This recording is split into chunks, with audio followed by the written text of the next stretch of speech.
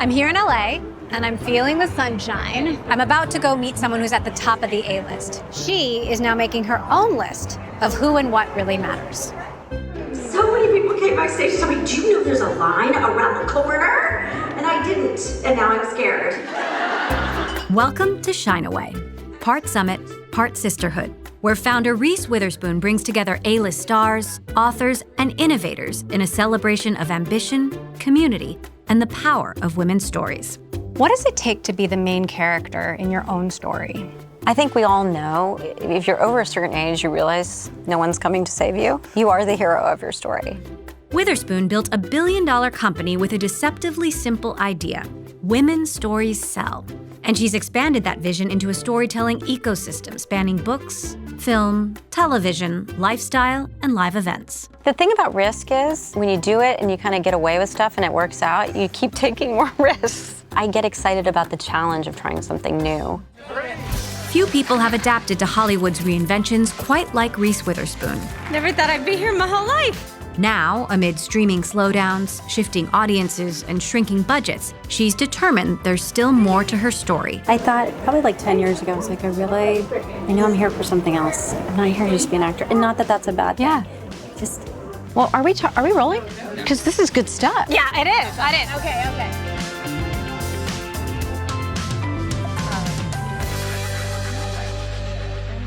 Vibe check. How are you feeling?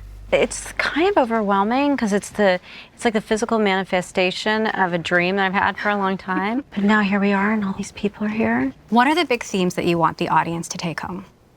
I think a big part of why I'm excited about today is community. I think we all crave it as human beings. We don't connect as much, particularly in this modern world where we're all very occupied with things that are going on online and our daily problems, you know? And I think the idea of connecting over like-minded ideas is just something people need to experience, you know? And there's something about it coming to life today that's been really emotional for me because I imagined this. I did a whole exercise when I started this company where I wrote down what I wanted it to look like. And a big part of it was having this moment of people actually seeing each other in one space. You got emotional up there. I know. Well, women came from 30 different states, from other countries to meet their favorite authors, to be inspired by entrepreneurs and women in healthcare. And it's not lost on me. I feel really lucky to be a woman in this position, to gather other women and help, you know, enhance their lives, even if it's only just for a day, or even if you have one little life motto takeaway. Witherspoon spent 3 decades in Hollywood, building her career playing women who were underestimated by everyone else. Elle Woods, Tracy Flick, Cheryl Strayed, and June Carter. Looking back on your career, you seem to pick the perfect roles at the perfect time. How would you describe your instincts? A lot of the movies that I made in my early 20s and my late 20s are sort of the movies that made me who I was. I was always really clear about what I wanted to express. Even I remember doing Legally Blonde and thinking, this isn't a story about a ditzy girl who goes to Harvard. It's actually about a woman who's very substantive, but is unapologetically feminine. And the two can exist at the same time. You got into Harvard Law? What, like it's hard? You didn't have to be strident and look a certain way to be considered academic or serious. It also had fun with feminism. It did look like you were having fun. I had so much fun. We had fun. I know. And it's been, that role changed my life in so many ways. And as she built her career playing strong women, Witherspoon was equally strategic off-screen, watching who had influence and who didn't. I dread reading scripts that have no women involved in their creation because inevitably I get to that part where the girl turns to the guy and she goes, what do we do now? So what do we do now? Now, do you know any woman in any crisis situation who has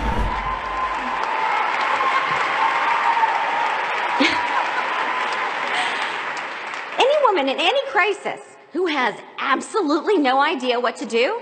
You set out to create a company that would change the conversation for women. Does it feel like you're going forward? I think it feels like we are taking the right strides forward. But even if you look at the statistics, it's not 50-50. There's still a deficit of female directors, a deficit in screenwriting, but it's making meaningful change. I mean, the numbers, the percentages are jumping. And I think the consciousness around it has totally changed. It's like the lights are on. You can't pretend that you don't know that we aren't hiring women and people of color for these jobs. So there's definitely more of an acceptance that stories aren't just need to be told by the same 20 filmmakers over and over again. How much progress do you feel you've made so far? I think there's been a lot of progress since I started. I really started, the first iteration of this company was around 2011. It was just a wildly different time. There wasn't streaming, there wasn't instant gratification with social media. We really got ramped up around 2016. In 2011, Reese founded Pacific Standard, a production company championing women's voices with films like Gone Girl and Wild. By 2016, she'd scaled that vision into Hello Sunshine, a full-fledged media company behind Big Little Lies. I feel so ashamed for saying this, but being a mother, it's not enough for me. The Morning Show. The part you guys never seem to realize is that you don't have the power anymore. And her wildly popular book club. Your book club now has a massive influence over the publishing industry. By some estimates, it's bigger than Oprah's. How do you view that power? I have a sort of a tricky relationship with the word power, you know? It doesn't feel like power to me. There's definitely a feeling of maybe influencing people towards literacy by shining a light on things that I think our main metric at Hello Sunshine is like, is it shareable? Because I want to build community around reading. I don't want you to read it and feel siloed and you don't want to have a conversation. I love that idea and that energy of people sharing things and talking about them and creating conversation. And my original idea was, what I really dreamed about was taking the book club out of your living room and into this global community online. In some ways, this today is like taking it back down to its essential elements. And having so many authors here is such a thrill for me because those are my rock stars. Yeah. Authors are my rock stars. You've got books, you've got podcasts, movies, TV, obviously, live events. What era is Hello Sunshine in now? Well, I think we're beyond the beginning, right? One of my favorite things about being part of a company like this is it's ever evolving. So it feels like it's always growing. And then we're young enough and new enough that we can pivot. What was the hardest lesson you had to learn, and how did you push through it? I think the hardest lesson for me was, even if you have great creative ideas, it doesn't mean you have the business plan to back it up. So I've learned a lot of hard lessons in business, you know? If certain verticals don't work, you have to really look at them critically. Even though you think it's a good idea, it doesn't mean it is. And it doesn't mean that you should stop taking risks, but you need to understand that you can't continue to risk if things aren't providing economic value. So it's this constant battle in my mind between the art of things and the commerce of things. I came from the middle of America, and I loved big, poppy, public content, like popular films, and I love television shows. I watched hours of it after school. So I've always gone to that place of, how does this speak to people? How does this make people feel? And I do think there's always a world where you can do well and do good at the same time. As Hello Sunshine found its footing, so did a new Hollywood trend, a wave of celebrities building out their own media empires. LeBron James, Kevin Hart, the Duke and Duchess of Sussex, all betting they could turn star power into storytelling power. But few have shined as bright as Witherspoon's Hello Sunshine. In 2021, it sold in a headline-grabbing $900 million deal. Your company sold for almost $1 billion. How do you live up to the expectations? The public's expectations, investors' expectations? One of the main things that kept occurring to me when I was in the process of selling the company was not necessarily how it made me feel validated, but I thought it was really important that a company that was about female storytelling mattered. The value of it mattered, because it's such a reflection in this world about, do we care and invest in women's stories? And I I'm so proud of everything we've created. My team is impeccable. They work so hard, but they also wake up working on this mission that they truly believe. And that's like all I could have ever hoped for. It's just to create a company that makes me proud and makes me think the women who came before me would be very proud of. If the near billion-dollar sale marked a high point, 4 years later, the industry looks very different. Budgets tightened, green lights slowed, and Hollywood is asking harder questions about what wins and why. To see how Hello Sunshine is translating its current vision into strategy, I headed to their LA headquarters to meet the women at the heart of its leadership team. It's hard not to say hello, sunshine, when I walk through the door. If the Octavia Spencer always says, hello, sunshine. As Hollywood shifts, Hello Sunshine has seen changes of its own. This year, longtime CEO Sarah Hardin stepped down. Maureen Polo, who previously led the company's book club, podcasts, and live events, stepped up to the job. So first of all, congrats on the new job. What's first on your to-do list? What's first on our to-do list is to really work closely with the other executives in my leadership team and really align everybody internally on what's happening in the industry around us right now and in the broader marketplace that we're all playing in. Working alongside Maureen is Lauren Neustaedter, who leads the film and television division, steering Hello Sunshine's creative output across Hollywood's shifting landscape. How would you describe Hello Sunshine's place in Hollywood right now? I think we're in a really exciting, comfortable, confident place in Hollywood right now. I think we know what we do, and we're so proud to do it. Everything we do centers on strong female characters, and in unconventional ways, we showcase them as the heroes of their own stories. There's so many different parts of the Hello Sunshine pie. Is the goal here to just make a good TV show and a good movie, or is the goal to turn this into a bigger business? Well, I think the goal is absolutely to turn it into a bigger business, and that's why we have so many unique opportunities. I mean, look, it really started with book club. Even before Hello Sunshine existed, it was all about Reese loving these books and celebrating these books and engaging with the audience. And then when I came into work on film and television, it was about how do we actually build a bridge between some of the book picks and film and television so that we were bringing them to life for our audience and continuing the journey of loving a book. In theory, it all connects. The book club drives development, which becomes shows, podcasts, and live events that loop the audience back in. Even lifestyle brands like The Home Edit fit into that ecosystem, extending the Hello Sunshine world into people's homes. For a wider lens on Hello Sunshine's strategy and what it reveals about Hollywood today, I turn to Lucas Shaw, a longtime reporter on Hollywood's power players. When Hello Sunshine sold for $1 billion, was that like a mic drop moment? Yeah. I mean, that was at the apex of this sort of streaming optimism. And you saw a bunch of celebrity production companies and a bunch of production companies in general raising money, selling. And I think the number just caught everyone off guard. But it probably was also a sign that this bubble was finally going to start letting some air out. Would this still happen now? Not at that price. I mean, you don't see a lot of production companies being bought and sold, and certainly not at those valuations. You know, there was so much excitement and enthusiasm during the streaming boom. And then starting around early to mid 2022, that all stops. And every company starts laying people off, they start cutting their budgets, and it has never really bounced back since then. What about if you're Reese Witherspoon?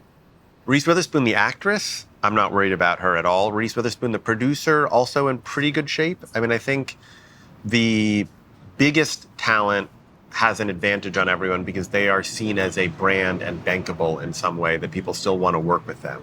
Reese Witherspoon, the founder of Hello Sunshine, that's where the picture gets a little more complicated. There's a sense that Hollywood still hasn't recovered from the downturn. Has the content bubble popped? And how is that changing the strategy? I think definitely there's a shift. As in any market, things are contracting for sure. But I think it's going to get back to a business that's really based on great storytelling. And it's kind of a great opportunity to refine our ideas. There's so much going on before that was just being bought and made and bought and made, and it was about time that we needed to sort of get to the real premium content again. So how is Hello Sunshine really doing? Well, as a production company, it's doing okay. You know, I think they have a better chance of selling projects than many of their peers because they have a track record, because they have Reese, because they have professional management. But they haven't produced like a slew of hits. For it to be as valuable as it wants to be and to grow into something that's more than a production company, it has to have these other businesses. I mean, it can't just be making film and television because that's not a great business right now. Is Hello Sunshine profitable? We are a profitable business. And, I think that at the end of the day, our conversation keeps going back to the questioning around, Hello Sunshine as a healthy business. And I get frustrated by that sometimes because it feels like we are constantly under, a microscope. I think the entertainment industry has gone through tough times in the last couple of years. And I think that those that thrive and those that scale are those that have not had to pivot their mission and at the core of what they do. And at our core, we are a company that centers female stories. And because we've never had to pivot away from what we are, we have this really incredible foundation that allows us to continue scaling, on top of it. There's not many companies in the last couple of years who have added new businesses. It's not about telling people, come to us. We have to be able to go to them. And if that means podcasts, great. If that means television shows are more popular than movies at a certain time, we can sort of drive the ship towards that. So I feel lucky that we're nimble. Would you say it's all fully clicked? And if not, what's it going to take to get there? I love the question. Do you think it's fully clicked? I think in 2025, going into 2026, I feel like nobody can actually say everything is clicked, right? I think we have so much that is really clicking in such a powerful, meaningful way. We've launched a new Gen Z platform for the next generation of girls called Sunny. Sunny is for the girls, by the girls. Do you guys feel empowered? And when you look at what Lauren Newstetter's business is doing in TV and film, we're really looking for connection points for that next generation of consumers too. That through line of connection shows up everywhere and drives what the team is planning next. So let's talk about the upcoming slate. Well, there's a lot to be excited about. I mean, first and foremost, Elle, which is our show that is in the world of Legally Blonde. Reese is really incredibly prescient and also very sensitive. I think she thinks a lot about the next generation. So I think she was seeing what was going on with young women today and the messages that were being sent to young women. And she called me one day and she said, I think we need to see Elle Woods in high school. And I was like, oh my goodness, this is very exciting. Wait, she's coming. Okay. Hi. We just wanted to tell you that you don't have to audition anymore because you got the part. You're Elle Woods. Really? You're Elle Woods, yeah. It's part of, conversation still 20 years later. I hope you're going to teach her the bend and snap because it needs to be perfect. I mean, of course. So you bend and snap. Also on the slate, a new chapter with Legally Blonde 3, an adaptation of book club pick The Nightingale, and a big swing with Polly Pocket, after Barbie proved a toy can capture the zeitgeist. Hollywood does do a lot of new takes on old stories. Why do that? Why not just create new stories? I will be honest and say, I think when you're leaning on IP, it will always feel a little bit safer because you know that there's an audience that's engaging with it. But even with a strong slate ahead, Hello Sunshine faces the same headwinds as the rest of Hollywood, with future generations shifting to YouTube and social video, and new technologies like AI starting to reshape how stories are made and consumed. It's the most powerful imagination engine ever built. How is big tech changing Hollywood, for better and for worse? Hello Sunshine is spending a lot of our time thinking about big tech. We're thinking about AI. We're leveraging AI in some really thoughtful ways. But I think what's really important to think about from a Hello Sunshine perspective is that people and human experiences are core to everything we do at this company. Our mission is to center female stories. You cannot use technology to center their stories, to tell their stories. But what you can use technology for is to optimize the way in which we build those stories. I mean, OpenAI is really testing the limits with Sora.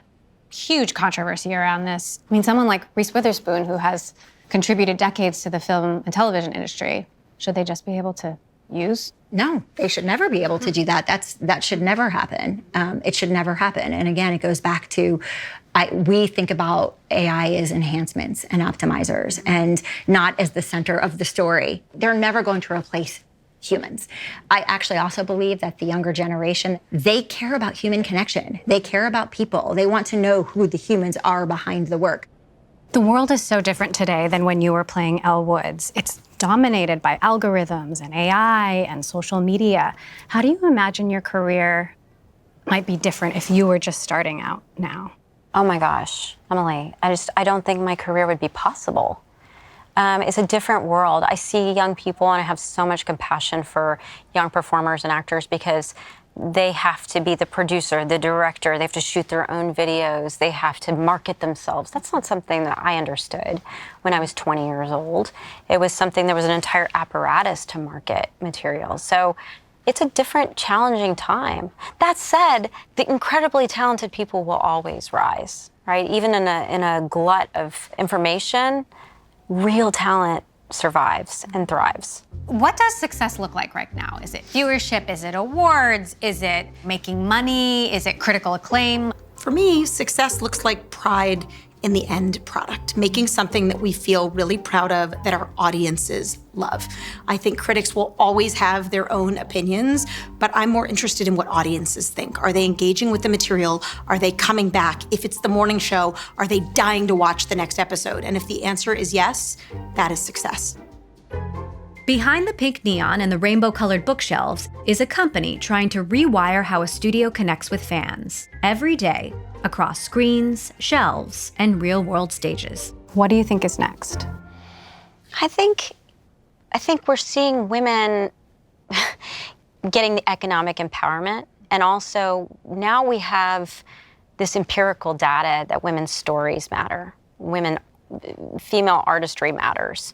The market is responding, right? Because women consume media. They're on these platforms, really liking and proselytizing on social media about the things they love. They're marketing these products. And I think it's really nice to see the acknowledgement by different industries that acknowledging women as consumers is actually good business.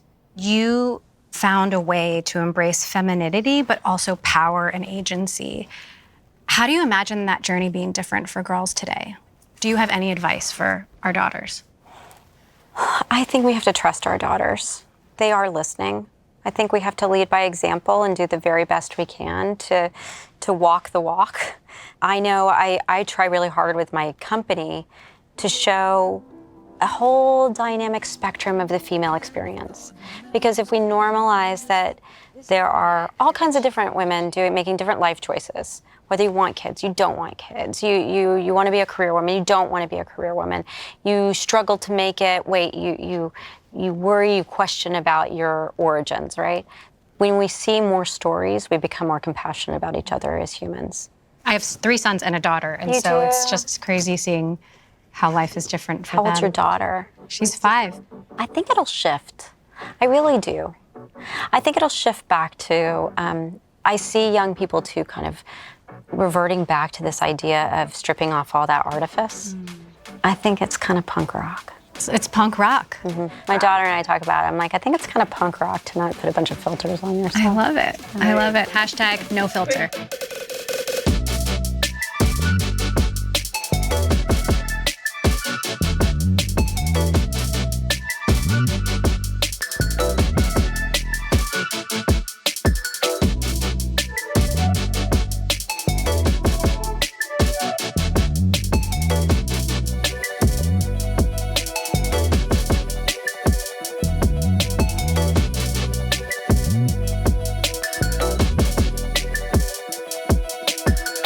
I've decided I'm going to write this thriller, and I'm really lucky to have a great partner, Harlan Coben, who's just one of the greatest thriller writers and a lovely human. Is this a side of you we didn't know existed? Maybe.